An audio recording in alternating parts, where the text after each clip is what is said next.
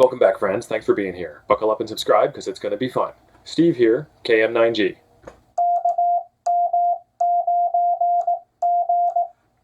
And Leah, KD9LFZ.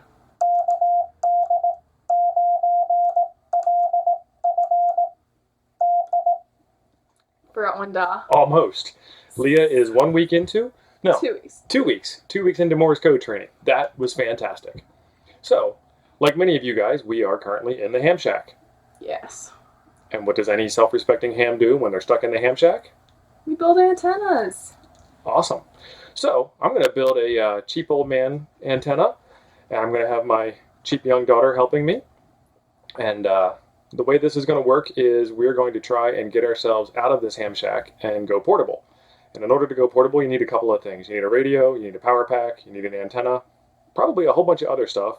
But the goal here is to have a nice little video series that will allow us to run through the run up, the gear up, the get up and go, the go out, and have stuff to go out with. So we've got some wire, and I've got a tape measure, antenna tape. This is one of those ones that you get in your bag of goodies when you order the random bag of goodies from Gigaparts. And it's got frequency measurements on it, which really we don't need because we already know all the calculations because we already passed all of our tests. That's why we're here. Let's get to it.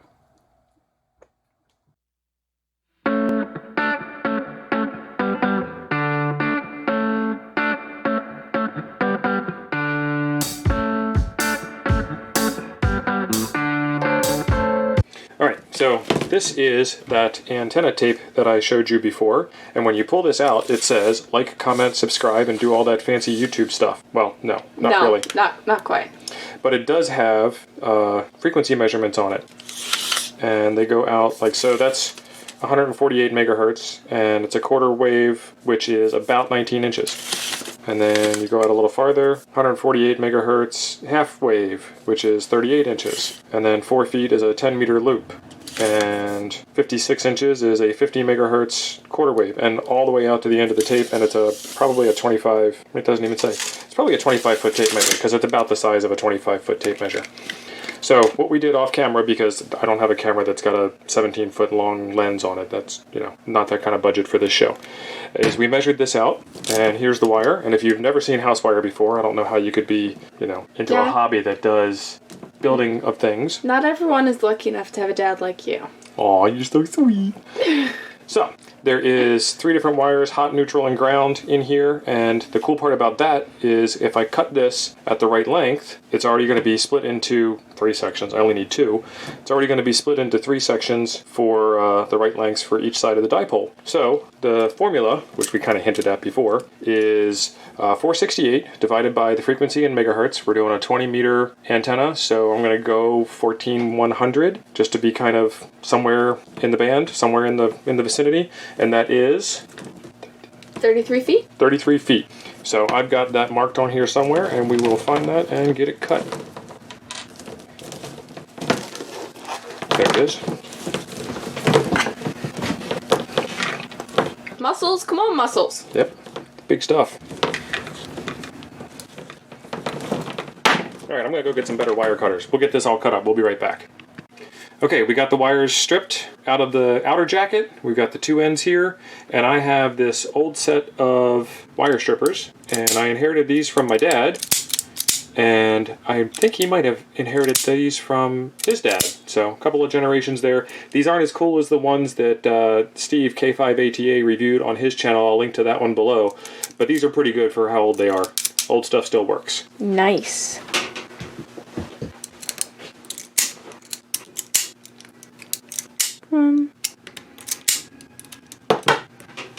There we go. Okay, we are back from a short break. I actually took the break to work Kyle, Whiskey Zero Whiskey, in the Missouri QSO Party contest. So, thanks, Kyle. It's great talking to you. Okay, the next thing we need to do is put the connector on the end of this antenna, and this is an SO239, and the other side of this would be called a PL259. The easy way to tell the difference between the two of them is SO stands for socket, see the socket hole there, and PL stands for plug.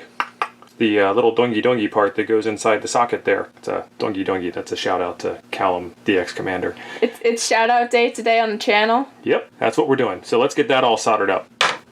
The next step is to solder the 2 wires to the connector, and doesn't really matter which wire goes in which place. One of them's going to go inside the connector and one of them's going to go on the jacket. Now for the one that goes inside the connector, you have to be careful not to get it too hot, because otherwise you will melt the white stuff in there, which would not be good. So I'm going to try my hardest not to do that. It's taking forever to heat up. Okay, so if it's taking forever to heat up, put a little blob of solder on the tip of the soldering iron and then use that underneath to get a much better connection. Perfect. And we are just trying to make an bit of an electrical mechanical connection, so that is good for that wire. Now, second wire. So now we have the last wire that we are going to be connecting to the connector. And because, you know, this channel is cheap old man compliant and my dad is the king of cheap semi-old men, we actually took some parts off of our wire feeder and we're going to use that to attach this wire to here. Ah! I had it on, but then I unscrewed it because I was screwing it in the wrong direction. Let's make sure we got that tight enough. Make a good connection. Looks good. Alright, I've got my trusty FT891 here plugged in. We've got it set to CW mode. I've got the power down to 1 watt so I won't hurt anything if it's not happy. And I'm gonna key the keyer and we get a high SWR reading. So let's try and do a little bit of tuning and see what we can come up with. Okay, so here's the end of the antenna, and what we did was we folded it back a couple of inches at a time until it got to be resonant and wrapped it around itself and everything. So you can see the green and white string is what I'm using to hold it on to this handy dandy T-post here.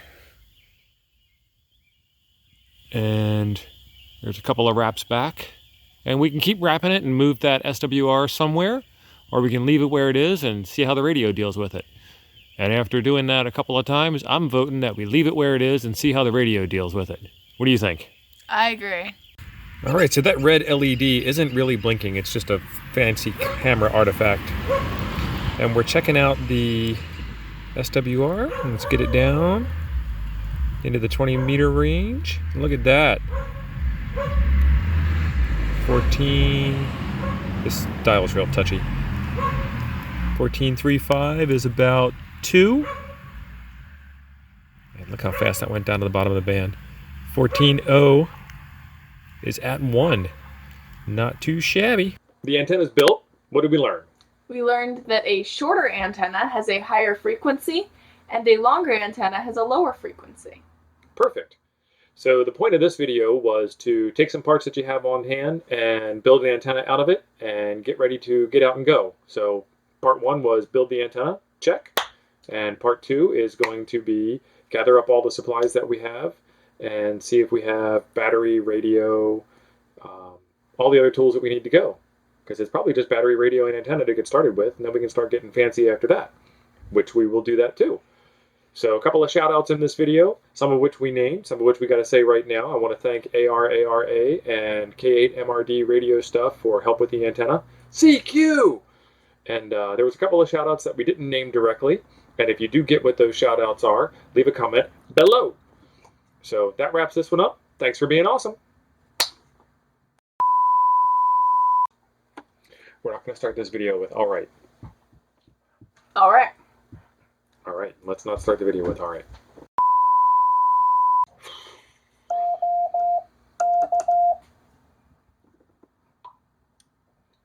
You took away my toy. I did. I said okay. Good. I'm glad. Because we're supposed to start. All right, let's start. Okay. The whole point of this was to get the video made, which we did. So I gotta stop that and start over again. Time's up. Video's over.